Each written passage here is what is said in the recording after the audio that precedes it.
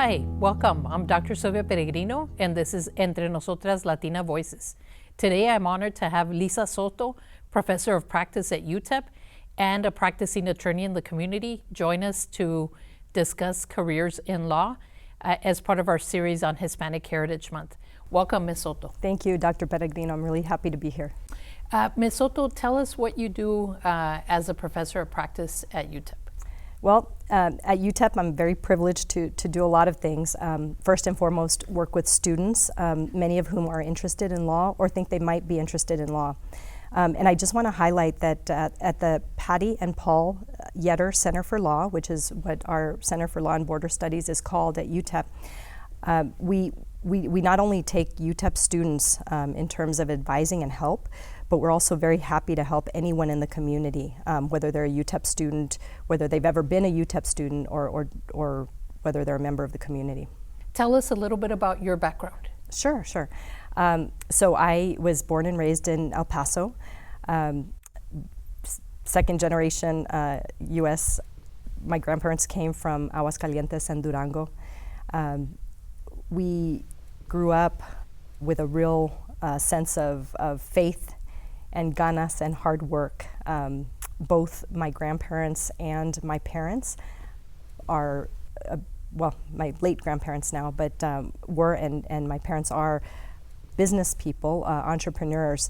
And just as my grandparents came with very little education and started a business in South El Paso called Soto's Grocery, my parents then started their own businesses. And so my mother, while she was having us, she also persisted through UTEP. So my mother has a UTEP degree. While my father was working constantly to start business after business and borrowing money to do so. And that's the context in which I grew up, with parents who both showed us the importance of education and also the importance of hard work and striving for your goals. And that really, I think, formed the context of wanting to go into law for me, what I saw growing up. Tell us what were some of those key things that made you want to go into the law? Sure. You know, like I said, my father was trying to get into business while not having a higher education degree. I did see a lot of resistance toward him because he didn't have the standard credentials or maybe even a degree in business or an MBA that a lot of the people in that realm had. I also witnessed growing up what I perceived to be injustices, many of which were because of not speaking the language, speaking English, not the language but speaking English, or not having the means or the wealth or the access or the power or knowing the right people. And as I was growing up, I wanted to understand what I could do to make a difference and to empower other people, including myself. You know, as a woman, I also wanted to have the capacity and the means to not only stand up for myself, but also be able to raise a family or provide for a family one day. So those all played into my reasons for going to law school. Where did you attend law school? I attended law school at the University of Texas School of Law in Austin. I had been in California for college, and I definitely wanted to come back to Texas at some point, and definitely to El Paso. And so my analysis was simple. I looked at schools in Texas and ended up at UT. Where did you do your undergrad? I went to Stanford University. That was really an amazing experience. I didn't know what I was getting into. When it came time to apply for college, it's funny, my mom, I think that's where, you know, she was starry-eyed about, and so she told me that she was going to pay for the application, so just apply, and I didn't really know anything about it, but I did apply. I was able to get scholarships and financial aid, and at that time they would allow visits. So there was actually a weekend where they flew students out to visit, and it's a beautiful place and just so many opportunities, and ironically, because of the scholarships and financial aid, it was one of the schools that was less expensive for me to attend compared to the other choices I had. So I decided to venture out and give it a try. That's wonderful, and I think that's a very good experience for students to have. I know myself. I went to graduate school out of town, so it's a good experience to get out of El Paso, but also to come back and contribute to the community. Yes. Tell us about going to UT Law. That was quite an experience. So I graduated in 1997. So I have to think back here a little bit. It's been 25 years since I've graduated, but it was a wonderful experience. We had very big classes at the time. When I started, I think it was maybe weeks before our orientation first year, the first Hopwood decision had just come down. It was a fascinating time in historical legal landscape. And I just remember going into, we had minority orientation before school started, and I remember going in and meeting who would be my colleagues later in law school. And the news media came in, and I thought, wow, this is a lot of press for an orientation program. That seemed odd to me. And then that's when I realized what was going on in the law at the time with the Hopwood decision, where somebody had sued UT for discrimination and challenged the what we commonly referred to as the affirmative action system, which is still alive and kicking in the legal system today. We're coming up on another set of challenges. Yes, right. I think the Supreme Court is starting up again this week, and they might look at affirmative action as one of the. That's my understanding. Yes, ma'am. The key issues. One of the things that I point out to my students is that every attorney that's here locally has gone out of town and then decided to come back to El Paso. Yes. So what were your reasons to come back and practice here locally? So there was never any doubt in my mind that I wanted to come back home. This is home. And I've been privileged to live in different places and experience different U.S. cultures, I guess you can say, by living in Austin, in San Francisco. I did short stints in Boston and Houston. And throughout the whole time, it was clear to me that my heart and my commitment is to El Paso and our community. But I did, due to my partner at the time, his medical residency took us out to California. And what was important to me was to just dedicate myself to the practice of law and become as good as I could be by pouring in all of my time and efforts to really hone the skills that it takes to be a good lawyer. And that's what I spent my time doing. And so I prioritized work, and for several years I was out first in Austin and then in San Francisco practicing law throughout California. And in Austin, we had clients throughout Texas. And, at every juncture, at every stage, I just tried to gain as much experience, knowledge, and practice as I could so that one day I could bring it back home and serve the community in an even stronger way with that diversity of perspective. And so in your role as at UTEP as professor of practice, you've been helping to grow our own. Tell us a little bit about that. Yes, this is such a passion of mine. So, if you don't mind, I'd like to address the state of affairs in the U.S. as it regards Hispanic representation in the law. We have a history of very disparate underrepresentation. And when you look at the data, the Hispanic data, Hispanic, Latino, and I'm defining it as all Hispanics, all Latinos, there really is, for Mexican Americans specifically, a grave disparate underrepresentation when you look at the overall population in the United States of Mexican Americans versus those who matriculate to law school. And we know this because up until 2009, the U.S. Department of Education required the schools to disaggregate their Hispanic data, in other words, report for Hispanic subgroups the representation in law school. And we could see that even though at the time based on the U.S. Census Bureau, the population of Hispanics that were Mexican American were about 2/3 of the population in the U.S. of Hispanic. 2/3 of Hispanics were Mexican Americans, and or of Mexican descent. And when you look at the comparison between that and Hispanic representation in law school, those who are matriculating to law school, the Mexican American representation was very, very, very low. So much so that I believe it was around that time when the disaggregated data requirement changed. I believe that the U.S. Census Bureau represented about a little over 10% Mexican American or Mexican descent of the population in the U.S. I think it was 10.32%, whereas in law school, the Mexican American or Mexican descent matriculants were just above 1%. And so the disparity was incredible.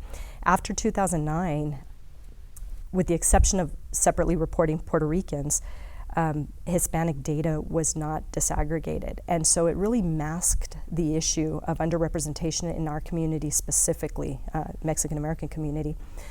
Because when you look at the other Latino or Hispanic subgroups relative to the US population, there were some that were not underrepresented, or some that were represented more robustly in law school than in the US population.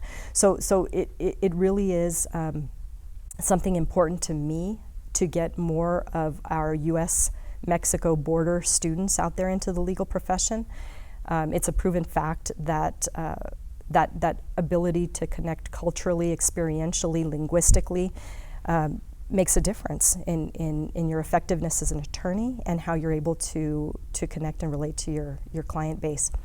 So with that background in mind, the question about working with the students,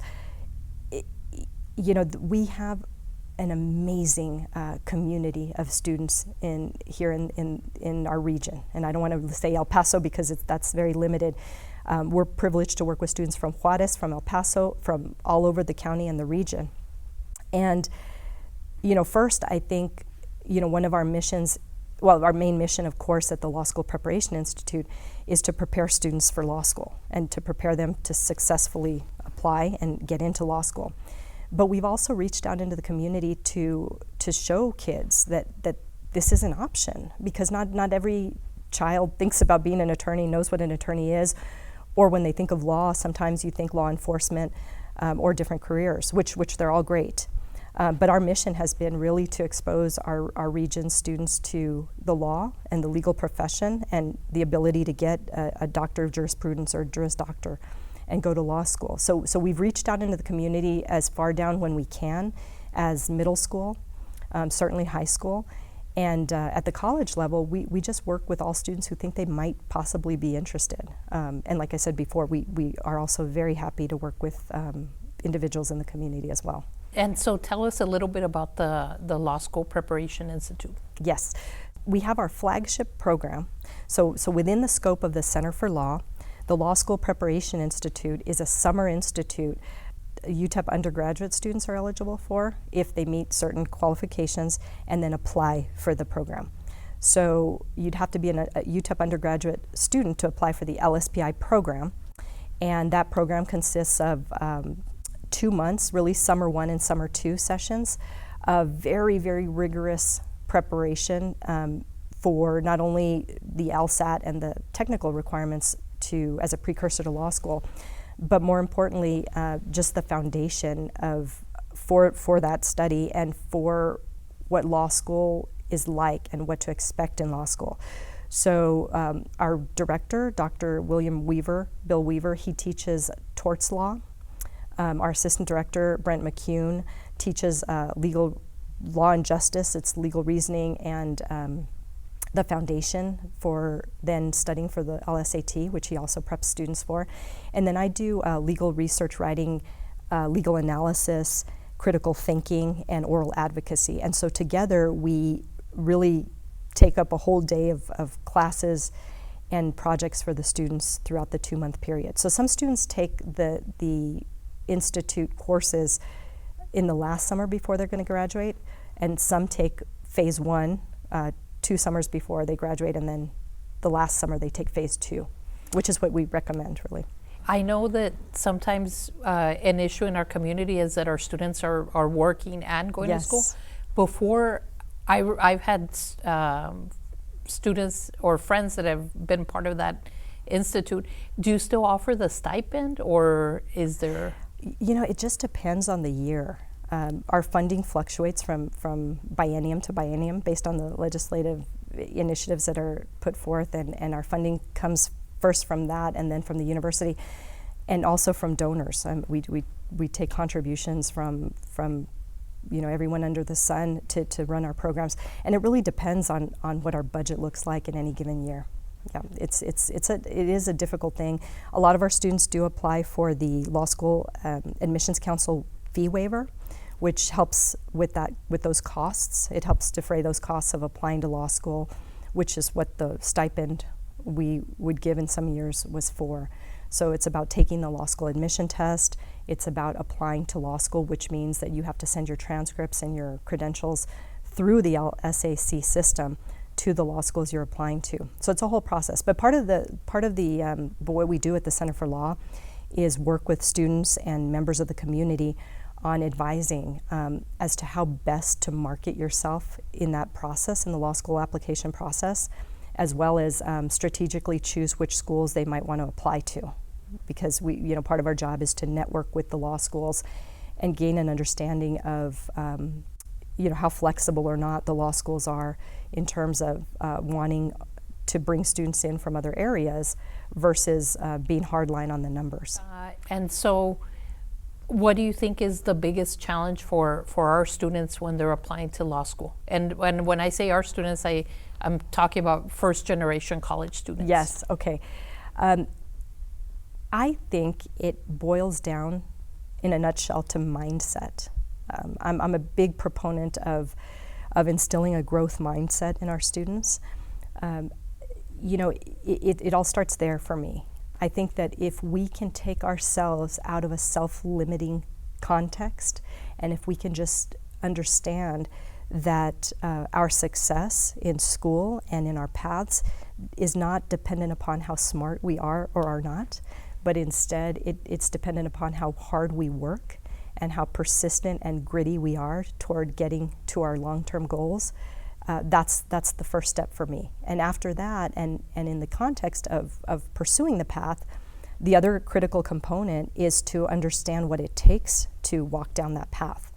And so in that vein, we work very hard with each individual student to help them be on that path, to make sure that we hold them to high standards so that they can do well, and to show them exactly what it takes to get from one step to the next, and then encourage them, frankly, to link up with a mentor in the community so that they can turn to somebody who has done it before. Because that's the other challenge, right? For those of us who attended law school and didn't have anyone to turn to, certainly in our families or in our circles of people we knew, that's how I got through it. I remember having two mentors, one of whom was just 2 years ahead of me. And there were, I tell my students, and this is the truth, there were 2 or 3 times where I almost left because, I was in Austin, my family was in El Paso, there were things going on that I just felt like I should be there for.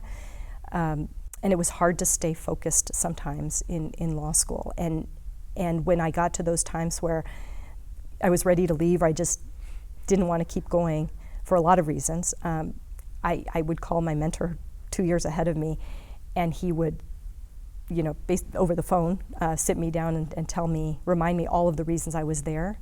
And even though I might not enjoy it at the moment, it was a means to an end, and I'm very glad I stayed. So I do tell my students, I think it's those 3 things: the mindset, understanding the path, and then having a mentor to help you keep going, and certainly visualizing the end goal. I would close my eyes and visualize getting that law degree. And I tell my niece that all the time, that it's not about intelligence a lot, it's also the effort that you put into things. And I think you also mentioned something important, to be able to see ourselves in those positions. I just had jury duty last week, and I was super impressed that, our judge was Latino. Yes. And so you know, and he talked to us after it was a federal case, but after the verdict was done. And, you know, and I got to ask him questions like who appointed him and things like that. So I think it's great that you have that firsthand experience that you're sharing with UTEP students that many times were also our students here at the college. Yes, and I love to work together. One of the things that I had mentioned to you before was that we are very happy to speak with any student, regardless of whether they attend UTEP or not, especially if they're coming from El Paso Community College, because there's a lot of things in the process that if they're aware of early on, they can posture themselves much better for a successful application to law school. For example, we have many students who are doing dual credit programs in the community in high school. And so they're working with EPCC, but we don't necessarily see them at UTEP till the very end. And sometimes what they don't realize is that those grades will bear on their law school application. So when you transfer from EPCC to UTEP, on your UTEP transcript, you can't see the GPA calculated from EPCC or incorporated into your UTEP GPA, but even those classes that you take in high school as part of a dual credit program, as well as those you take at EPCC as a regular EPCC student, those all count toward your law school application. So despite school policies, whether it be at EPCC or UTEP, those policies that might say, you know, if you don't do well, you can retake it, or when you transfer, it doesn't necessarily count.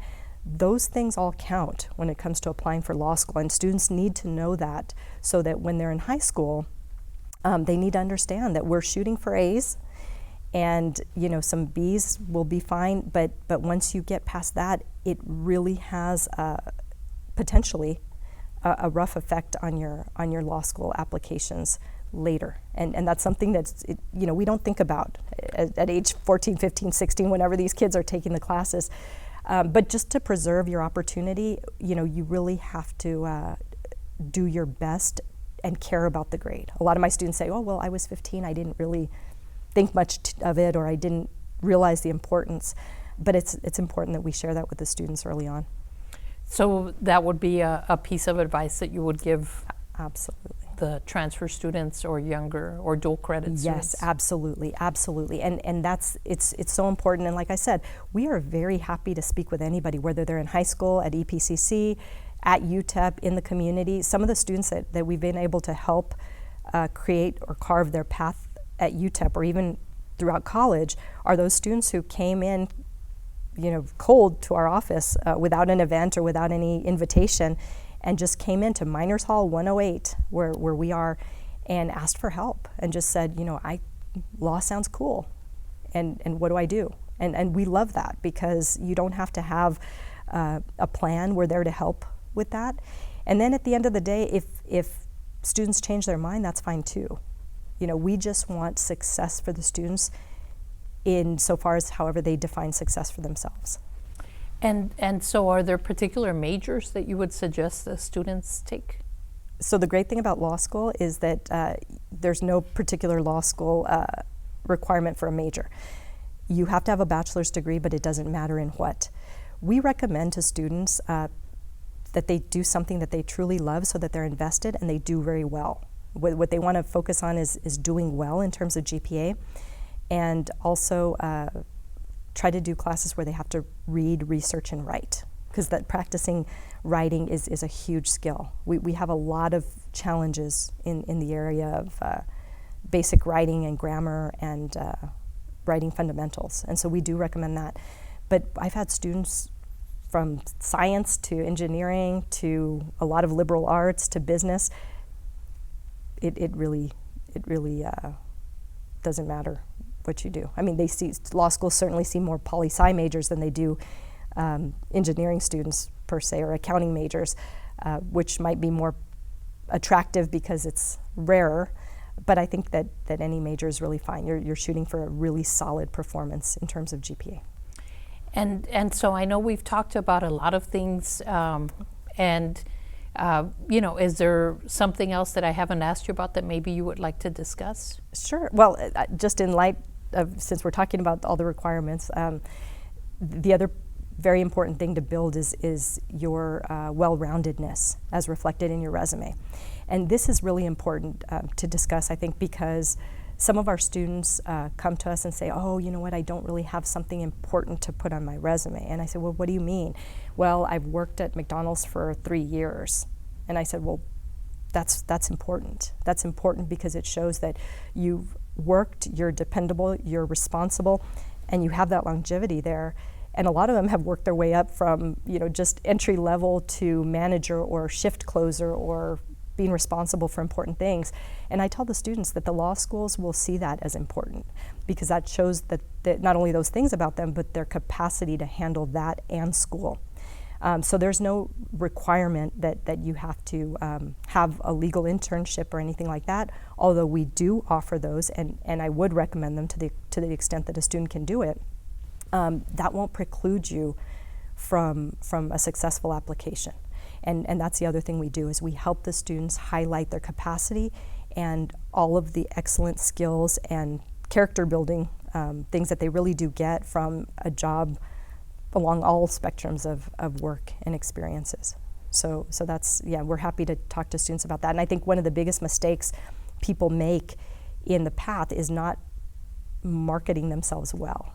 We're not people who like to sit there and talk about how great we are, the wonderful things we've done, but we have to do that. We have to do that so that we show the law schools why we're important to be in those classrooms and why we add a lot to that marketplace of ideas in the law school classroom.